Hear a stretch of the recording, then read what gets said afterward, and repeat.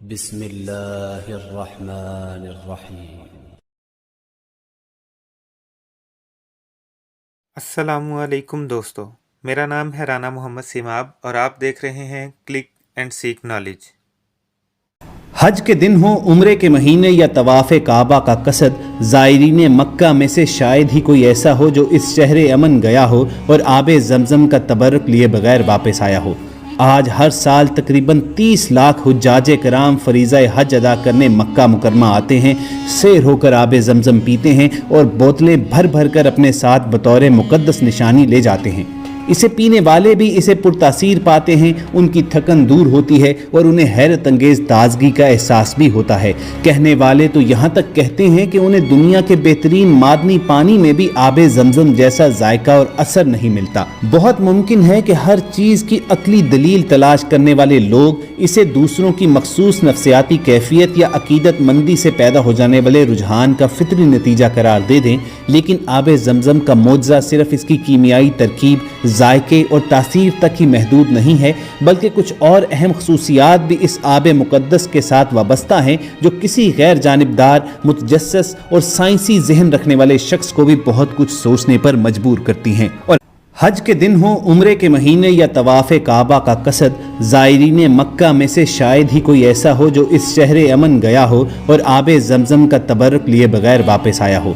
آج ہر سال تقریباً 30 لاکھ حجاج کرام فریضہ حج ادا کرنے مکہ مکرمہ ہیں۔ دوستو، اسلامی تاریخ کا مطالعہ ہمیں بتاتا ہے کہ چاہے زمزم یعنی آب زمزم کا کنواں حضرت ابراہیم علیہ السلام اور حضرت ہاجرہ کے شیرخوار بیٹے کی پیاس بجھانے کے واسطے لگ بھگ 4000 سال قبل معجزانہ طور پر رب کریم نے مکہ مکرمہ کے پتھریلے اور چٹیل صحرا میں جاری کیا، جو آج تک جاری و ساری ہے۔ حضرت ابراہیم علیہ السلام کو اللہ پاک نے بہت ساری آزمائشوں میں ڈالا، مگر حضرت ابراہیم ہر آزمائش میں صبر و استقامت کا پہاڑ بن کر پورا اترے۔ حضرت ابراہیم علیہ السلام کو اللہ نے حضرت اسماعیل عطا کیے اور پھر اللہ پاک نے اپنے محبوب کو حکم دیا کہ حضرت اسماعیل اور ان کی والدہ حضرت ہاجرہ کو عرب کی بے آب و گیا اور پتھریلی زمین پر تنہا چھوڑ آئیں۔ بظاہر تو یہ بے حد سخت حکم تھا، لیکن حضرت ابراہیم علیہ السلام نے رب کریم کے حکم پر اپنے شیرخوار بیٹے اور حضرت ہاجرہ کو صحرائے عرب میں تنہا چھوڑا، اور جب آپ انہیں چھوڑ کر واپس آنے لگے تو اماں ہاجرہ نے آپ کو آواز دے کر پوچھا کہ آپ ہمیں کہاں چھوڑ کر جا رہے ہیں؟ تو حضرت ابراہیم علیہ السلام نے اوپر آسمان کی طرف اشارہ کیا، جس پر بی بی ہاجرہ سمجھ گئیں کہ یہ حکم خداوندی ہے۔ حضرت ہاجرہ گویا ہوئیں کہ ٹھیک ہے، اگر حکم خداوندی ہے تو ہمارا خدا ہمارے لیے بہتر فیصلہ کرے گا۔ حضرت ابراہیم علیہ السلام نے چند کھجوریں اور پانی کا مشکیزہ حضرت ہاجرہ کے پاس چھوڑا اور خود واپس چلے گئے۔ جب پانی اور کھجوریں ختم ہو گئیں اور تپتے صحرا کی گرمی، تپش اور بھوک پیاس کی وجہ سے چھاتی کا دودھ تک سوکھ گیا تو حضرت اسماعیل بھوک و پیاس کی وجہ سے رونے لگے اور پیاس کی شدت سے تل ملانے لگے، جس پر بی بی ہاجرہ نے ان کے لیے پانی کی تلاش میں ادھر ادھر دوڑ لگانا شروع کی۔ اما ہاجرہ پریشانی کے عالم میں کبھی صفا پہاڑی کی طرف دوڑتی اور کبھی مروہ پہاڑی کی طرف، اور کبھی آ کر اپنے بچے کو دیکھ لیتی، پھر دوبارہ کبھی صفا کے اوپر پانی کی تلاش میں ادھر ادھر دوڑتی اور کبھی مروہ کا رخ کرتی۔ اسی طرح انہوں نے دونوں پہاڑیوں پر 7 چکر لگائے۔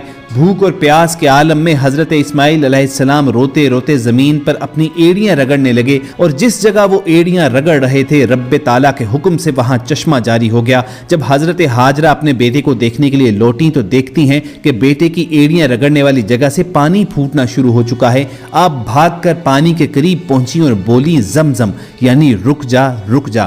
پھر جلدی سے پانی کے گرد ڈھیری بنا لی تاکہ پانی رک جائے اور باہر نہ بہہ نکلے۔ اس طرح رب کریم نے حضرت اسماعیل علیہ السلام کے واسطے پانی کا انتظام کیا، اور اس واقعے کے بعد عرب کی بے آب و گیا سرزمین دوبارہ آباد ہونا شروع ہوئی۔ چاہے زمزم خانہ کعبہ کے جنوب مشرق میں تقریباً 20 میٹر کے فاصلے پر آج کل تہ خانے میں واقع ہے، یہ کنواں وقت کے ساتھ ساتھ سوکھ چکا تھا، مگر نبی کریم صلی اللہ علیہ وآلہ وسلم کے دادا جناب عبد المطلب کو رب کریم نے خواب میں اشارہ دیا، جس کے بعد انہوں نے چاہے زمزم کی دوبارہ کھدائی کروائی۔ اس کی کھدائی کے دوران اس میں سے سونے کی 2 2 हिरनें और तलवारें जो कि सोने की थीं बरामद हुई, जिसे जनाब अब्दुल मुत्तलिब ने खाना काबा के लिए वक्फ कर दिया और उसके बाद अरब के कुछ लोगों ने इसे चोरी भी कर लिया। आबे जमजम का सबसे बड़ा दहाना हजरे अस्वद के पास मौजूद है, जबकि इसके अलावा भी हदूद हरम में मुख्तलिफ मकामात से शाखों की सूरत में निकलता है। 1953 तक चाहे जमजम से डोल के जरिए पानी निकाला जाता था। उसके बाद मस्जिद हरम के अंदर और बाहर मुख्तलिफ मकामात पर इसकी सबीलें लगा दी गईं।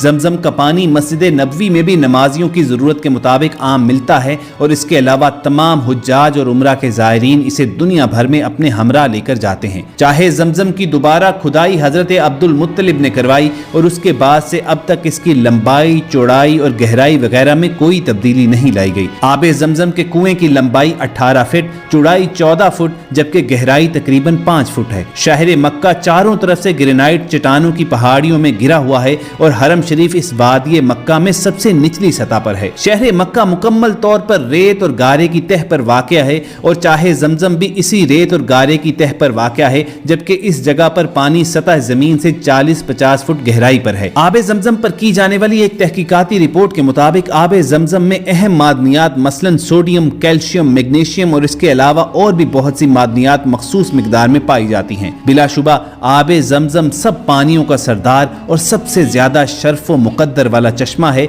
आबे जमजम की ये खासियत है कि ये प्यास और भूख दोनों को मिटाता है। नबी करीम के सहाबी हजरत अबू ज़र रज़ियल्लाहु तआला अन्हु 30 दिन तक काबा में मुकीम रहे। उनकी खुराक सिर्फ जमजम थी। नबी करीम सल्लल्लाहु अलैहि वसल्लम ने उनसे उनकी खुराक के बारे में दरियाफ्त किया तो वो बोले कि मैं सिर्फ जमजम पीता हूँ और कुछ नहीं, और उसी से ही इतना फरबा हो गया हूँ। जिस पर नबी करीम सल्लल्लाहु अलैहि वसल्लम ने फरमाया, बिलाशुबा जमजम बाबरकत, पीने वाले के लिए मशरूब और खाने वाले के लिए खाने की हैसियत रखता है। जमजम के बारे में हजरत जाबिर रज़ियल्लाहु तआला अन्हु की एक रिवायत है जिसमें वो फरमाते हैं कि नबी करीम सल्लल्लाहु अलैहि वसल्लम से मैंने सुना कि आबे जमजम उसी चीज़ के लिए है जिसके लिए इसे पिया जाए, यानी आबे जमजम को जिस चीज़ की नीयत करके पिया जाए उसे अल्लाह पाक पूरा ज़रूर करते हैं।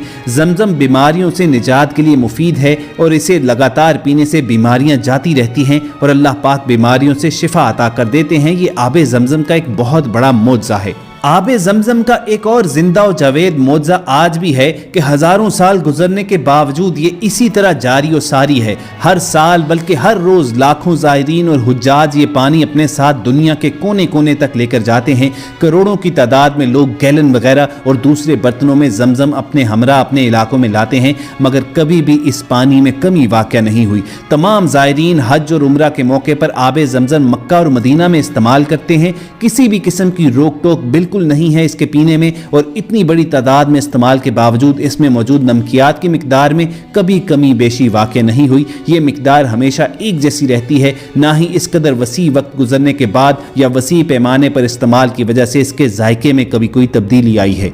आबे जमजम को हर जगह उसकी अपनी असल हालत में फराहम किया जाता है। इसमें कभी क्लोरीन की ज़रा बराबर भी मिकदार नहीं मिलाई जाती। इसके बावजूद ये दुनिया में मौजूद हर पानी से बेहतरीन पानी है, और हज़ारों साल गुजरने के बावजूद चाहे जमजम में किसी किस्म की जड़ी बूटी या पौधे नहीं उगे, और ये कुआं हर तरह की हयातियाती और नबाताती अफजाइश से पाक है। माजी करीब में जापान के मशहूर साइंटिस्ट ने आबे जमजम पर कई रिसर्चेस की और उन्होंने इंकशाफ किया कि नैनो टेक्नोलॉजी की मदद से आबे जमजम पर मुतअद्दिद तहकीकात करने के बाद ये मालूम हुआ है कि आबे जमजम के खवास तब्दील करना मुमकिन ही नहीं है। आम पानी के 1000 कतरों में डाले जाने वाले आबे जमजम का एक कतरा पूरे पानी को आबे जमजम जैसा बना देता है। इस तरह इसके खवास दूसरे पानी पर डोमिनेट कर जाते हैं, जिसकी असल वजह साइंस जानने से कासिर है। जापान के साइंसदान डॉक्टर मसारो इमोतो ने अपने एक लेक्चर में इंकशाफ किया कि जापान में एक अरब बाशिंदे से मिलने वाले आबे जमजम पर मैंने कई तहकीकात की। जमजम के एक कतरे का बिलोर वो इनफरादियत रखता है जो दीगर किसी पानी में नहीं है।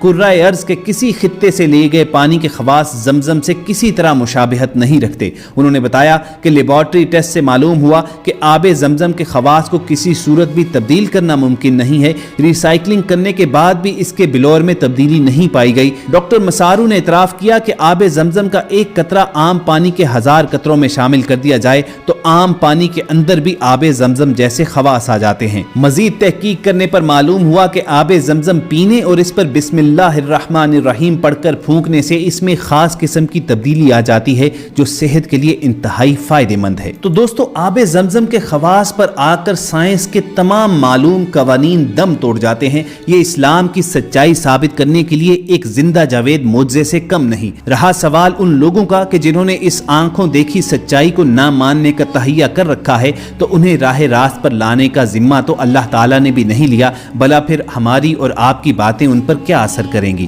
دوستو، اسلامی تاریخ کا مطالعہ ہمیں بتاتا ہے کہ چاہے زمزم یعنی آب زمزم کا کنواں حضرت ابراہیم علیہ السلام اور حضرت ہاجرہ کے شیرخوار بیٹے کی پیاس بجھانے کے واسطے لگ بھگ 4000 سال قبل معجزانہ طور پر رب کریم نے مکہ مکرمہ کے پتھریلے اور چٹیل صحرا میں جاری کیا، جو آج تک جاری و ساری ہے۔ حضرت ابراہیم علیہ السلام کو اللہ پاک نے بہت ساری آزمائشوں میں ڈالا، مگر حضرت ابراہیم ہر آزمائش میں صبر و استقامت کا پہاڑ بن کر پورا اترے۔ حضرت ابراہیم علیہ السلام کو اللہ نے حضرت اسماعیل عطا کیے، اور پھر اللہ پاک نے اپنے محبوب کو حکم دیا کہ حضرت اسماعیل اور ان کی والدہ حضرت ہاجرہ کو عرب کی بیاب و گیا اور پتھریلی زمین پر تنہا چھوڑ آئیں۔ بظاہر تو یہ بے حد سخت حکم تھا، لیکن حضرت ابراہیم علیہ السلام نے رب کریم کے حکم پر اپنے شیرخوار بیٹے اور حضرت ہاجرہ کو صحرائے عرب میں تنہا چھوڑا، اور جب آپ انہیں چھوڑ کر واپس آنے لگے تو اماں ہاجرہ نے آپ کو آواز دے کر پوچھا کہ آپ ہمیں کہاں چھوڑ کر جا رہے ہیں؟ تو حضرت ابراہیم علیہ السلام نے اوپر آسمان کی طرف اشارہ کیا، جس پر بی بی ہاجرہ سمجھ گئیں کہ یہ حکم خداوندی ہے۔